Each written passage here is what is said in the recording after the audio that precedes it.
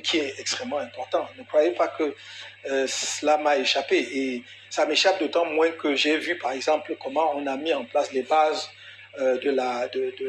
du développement du secteur culturel au Nigeria, par exemple. Bon, moi, j'y ai été lorsque on construisait les premiers grands studios, non seulement à Abuja, mais surtout à Calabar. J'ai visité les studios quand on les construisait à Calabar, parce que le gouverneur de l'époque, c'est quelqu'un qui travaillait avec nous dans le cadre du dossier Bakassi. Donc, je sais ce que c'est. Et je sais que si le Nigeria est passé devant l'Afrique du Sud aujourd'hui, comme première puissance économique du continent, c'est grâce à la culture. C'est notamment, par exemple, avec l'apport de Nollywood pour ce qui est du film et surtout aussi la musique nigériane. Donc, ça, nous sommes très conscients. Ne croyez pas que nous, on suit. En tout cas, moi, personnellement, je suis ça de manière très, très attentive. Avant de faire notre programme pour 2018, j'ai discuté avec des gens du secteur culturel. Je ne me suis pas enfermé pour faire quelque chose. Jean-Pierre Bekolo, par exemple, j'ai discuté longuement avec lui et d'autres. Donc, croyez-moi, lorsqu'on fait un programme, c'est nécessairement synthétique. Vous ne pouvez pas aller dans le détail de chaque secteur. La question, c'est quelle est notre vision d'ensemble? Quelle est l'impulsion que nous voulons donner à la culture? Et nous l'avons montré à travers ce que nous voulons mettre en place comme infrastructure.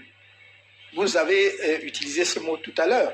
Nous avons dit, par exemple, au niveau de chaque région, il faut qu'il y ait une structure qui permette de regrouper les activités culturelles. Vous ne pouvez pas simplement avoir une salle où les gens vont de temps en temps donner le spectacle. Mais à côté, par exemple, vous devez voir dans quelle mesure il peut y avoir un studio de musique.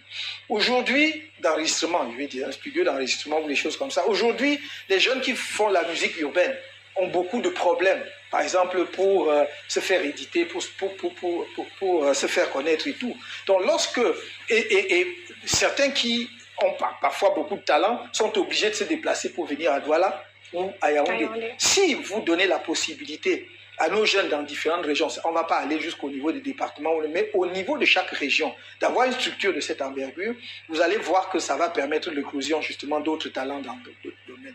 Nous l'avons dit, et c'est dans notre programme, nous avons dit, par exemple, et ça c'est de la culture, nous voulons faire du Cameroun, et notamment de la capitale camerounaise, la capitale culturelle de l'Afrique. C'est écrit noir sur blanc. Et comment vous le faites? C'est d'abord vous ciblez un créneau d'un festival qui n'est pas déjà organisé par ailleurs, c'est-à-dire qui n'existe pas déjà par ailleurs, parce que si vous refaites quelque chose qu'on fait à Abidjan, vous vous trouvez en concurrence avec plein, mais vous pouvez aussi bien cibler, avec les hommes de culture, votre créneau, faire un rendez-vous culturel de caractère continental, d'envergure continentale. Ça, c'est la première manière de vous mettre sur ce qu'on appelle dans le news, dans l'actualité. Il y a tel événement qui se passe au Cameroun chaque année. J'ai dit, c'est un de mes rêves. Je ferai la bibliothèque du monde noir. C'est la culture. Et la bibliothèque du monde noir n'existe nulle part au monde. Je ne sais pas si j'ai déjà déposé ça à l'OAPI, mais il faut que je dépose parce que... La bibliothèque du monde noir, parce que ça doit être le point de rayonnement du monde noir. Le Cameroun doit être le point de rayonnement du monde noir. Cela veut dire que si vous voulez mener n'importe quelle recherche, quoi que ce soit sur le monde noir, vous viendrez au Cameroun. Ça, c'est comme cela qu'on met une culture. Qu'on met un pays sur la carte du monde culturel. Mais je viens de façon plus précise aux incitations. Moi, je pense que la loi sur le mécénat, c'est très bien. C'est déjà bien qu'on ait pu faire passer une loi sur le mécénat. Je crois qu'il faut l'apprécier. Mais on peut aller plus loin en faisant ce qu'on fait dans d'autres domaines, c'est-à-dire lorsque une entreprise ou un homme d'affaires finance la culture, on peut déduire ça de ses impôts. On peut déduire ça de ses impôts. Je pense que une des raisons pour lesquelles le cinéma camerounais qui est en train de bourgeonner avec beaucoup de talent, je regarde ça vraiment, je suis admiratif. Il y a des séries qui passent à la télévision que j'ai regardées avec une qualité d'acteurs et d'actrices, de décors, de réalisateurs de talentueux. Il leur manque sans doute de la ressource. Avant, à l'époque, il y avait au ministère de la Culture ce qu'on appelait le FODIC, le fonds. Voilà, pour le développement du cinéma. Exactement. On peut remettre cela en place. Mais on peut aussi dire, en plus de cela, parce que l'État ne peut pas tout prendre en charge, il faut intéresser le secteur privé justement à cela parce que ça rapporte de l'argent. Comment faire pour, par exemple, que la musique camerounaise, qui est pétrie de talent, c'est-à-dire que nous sommes un pays, tout simplement, et ça sans chauvinisme, juste de génie. C'est-à-dire que vous pouvez avoir des gens qui sont sur une autre planète musicale comme Richard Bona, qui est du niveau mondial, sur un registre musical qui est le sien, qui peut faire même de la musique d'écoute, de la musique des chambres, et à côté, des as de la musique urbaine, d'un talent fou qui crée justement des courants nouveaux. Ici au Cameroun, tout cela existe et coexiste. Et la question va être comment justement arriver à porter cette musique pour qu'elle ne soit pas simplement limitée au niveau national, mais qu'elle génère de la ressource en s'exportant. Si vous me permettez, professeur, bien sûr.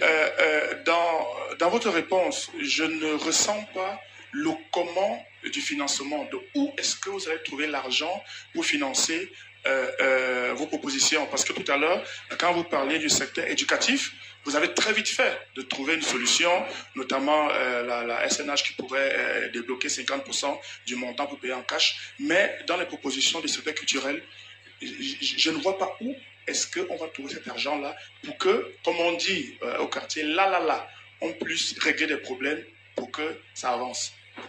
Je crois qu'on mêle deux choses. J'ai indiqué une solution pour régler une crise. Le secteur de l'éducation fait face à une crise. Je ne vous ai pas dit comment je finance tout le secteur de l'éducation. Mais je vous ai dit comment est-ce qu'on pourrait régler la crise des enseignants, le problème des enseignants ponctuels. J'ai fait en 2018 un programme chiffré. C'est le seul programme politique chiffré que vous ayez jamais vu dans l'histoire du Cameroun. Et donc, je ne vais pas ici, parce que je n'ai pas tout cela en mémoire, mais si vous regardez le programme, puisqu'il existe, il est sur Internet, vous verrez que j'ai dit comment on finance le programme que je proposais alors au Cameroun. Nous avons un budget de plus de 5 000 milliards de francs CFA. Nous avons des coudées franches. Nous avons la latitude de trouver dans ce budget ce qu'il y a pour financer la culture et évidemment ce qu'il y a pour financer l'éducation et d'autres secteurs. Et j'ai indiqué dedans où est-ce qu'on trouverait l'argent pour financer la culture. Quand je dis qu'il y avait le FODIC, si on rétablissait un fonds pour le financement, par exemple du cinéma ou même de la musique, on trouverait de l'argent dedans. Donc, je ne vais pas commencer. Je vous ai dit, on finance un programme comment? On finance un programme d'abord par la richesse nationale, c'est-à-dire ce que vous produisez. Vous financez par les économies sur le fonctionnement de l'État, sur le train de vie de l'État, qui chez nous est vraiment dispendieux. Je dis ça depuis 10 ans. Que notre train de vie, le train de vie de notre pays ne correspond pas à notre niveau de développement. Ça n'est pas normal. On n'a pas besoin d'aligner autant de berlines, autant de 4x4. Il y a beaucoup de choses que l'on peut réduire. On peut même, en fait, choisir. Je ne dis pas que les hauts responsables de l'État doivent aller à pied, mais on peut choisir d'autres marques de véhicules. Comprenez que d'acheter une voiture qui coûte 100 millions de francs, 50, 60 millions de francs pour un fonctionnaire dont la rentabilité n'est pas évidente. Donc, je dis on peut trouver de l'argent. On trouve également de l'argent. J'ai parlé de la production de la richesse nationale, ce qu'on produit, ce qu'on exporte, que ce soit le pétrole, mais également les produits industriels et agricoles. On trouve, en réduisant le train de vie de l'État, on trouve de l'argent aussi par l'emprunt. Mais je reviendrai si on a un chapitre sur l'économie, sur l'emprunt, parce que la dette au Cameroun a atteint des niveaux absolument insoutenables, bien qu'on nous dise qu'on peut aller jusqu'à 70% selon les normes de la CEMAC, mais c'est ridicule, parce que bon, on peut aussi faire par la dette, mais je ne prendrai jamais la dette pour financer une activité non rentable. Si j'endette le Cameroun, c'est pour financer une activité qui est capable de générer des ressources pour rembourser cette dette. Sinon, ce n'est pas la peine. Mais sur nos propres richesses, nous pouvons donc financer tout cela. Donc, mais le détail est dans... Chers frères et sœurs, je suis très content de vous retrouver partager cette vidéo. Vous venez de comprendre comment le professeur Moskamto entend mettre le Cameroun sur la carte culturelle. C'est très important. Il y a deux choses à retenir dans le programme de gouvernance du professeur Moskamto. il y aura une de nos capitales, soit la capitale politique ou la capitale économique, qui deviendra la capitale culturelle de l'Afrique. Ça doit être très clair. La deuxième chose à retenir, c'est la bibliothèque du monde noir. Ça, c'est très fort, ça. Ça veut dire que avec ce genre de projet de vision pour notre pays, pour le Cameroun, non seulement le Cameroun sera très connu au niveau continental, mais surtout au niveau mondial. Et on pourra générer plus de richesses à travers toutes les activités que la culture pourra comme ça créer. Parce que je vous dis que la culture a tout simplement besoin, les hommes et femmes de culture ont besoin juste d'un cadre incitatif pour pouvoir exprimer leur talent. Il est inadmissible que nous sommes aujourd'hui encore, nous sommes en 2024 et les artistes n'ont pas de statut. Regardez un peu comment ils finissent dans la rue, sans toit. Nous voulons que nos artistes finissent comme ça. Et quand on parle d'artistes, et on parle de beaucoup d'autres choses. Hein. On parle des écrivains, on parle de tous ceux qui ont du talent, qui peuvent s'exprimer. Nous n'avons pas de cinéma, ni à Douala, ni à Yaoundé. Comment on peut vivre sans cinéma? Donc la culture est très vaste, chers frères et sœurs. Le professeur Moïse Kamto a une vision pour cela. Donc, quand vous entendez comment le professeur Moïse Kamto déroule son programme culturel, vous vous posez la question de savoir ce que M. Biya a fait en 42 ans. En 42 ans de pouvoir, M. Biya n'a jamais donné l'espace à la culture. Au contraire, c'est le désordre total, c'est l'anarchie, parce que les artistes avancent de manière désordonnée.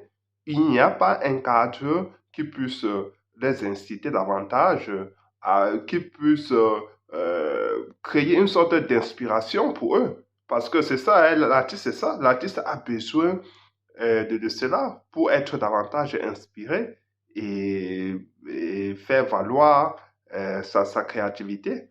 C'est aussi simple que ça. Donc, chers frères et sœurs, ne perdons pas cette opportunité. Le professeur Moïse Kamto, c'est une chance pour le Cameroun, chance pour nous en ce moment donné. Donc, nous ne pouvons pas perdre cette opportunité. Il y a un Moïse Kamto qui arrive à tous les 100 ans. Donc, si on perd le professeur Moïse Kamto, il faudra encore un siècle pour en avoir encore un homme comme lui. Vous avez vu, nous n'avons pas eu la chance avec nos nationalistes, et nos nationalistes ont combattu sur un certain niveau, mais comme ils n'avaient pas été accompagnés par le peuple camerounais dans leur totalité, dans leur entièreté, ils ont perdu la lutte face aux colons, et surtout face à Amadou Ahidjo et M. Biya à cette époque-là. Donc, vous voyez, depuis que nos nationalistes ont été massacrés, tués, qu'est-ce qui s'est passé? Nous sommes ici, 70 ans après.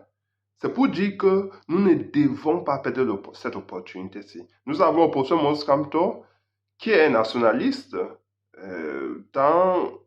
qui a une vision pour le pays. Il aime les Camerounais, il aime le Cameroun, il veut servir uniquement, exclusivement les intérêts du peuple camerounais. C'est la raison pour laquelle il veut être l'émanation du peuple camerounais, pour servir seulement ses intérêts. Il veut avoir les coudées franches.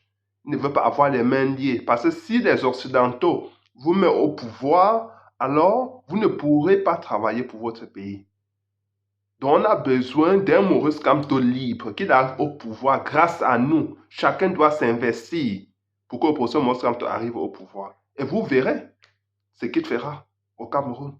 Le Cameroun décollera et atteindra des niveaux stratosphériques, que ce soit dans son économie, que ce soit dans sa vie sociale, parce qu'on a besoin de réconciliation aujourd'hui, mais le Cameroun sera respecté à l'échelle mondiale. Nous avons besoin d'un Moïse Kamto au pouvoir.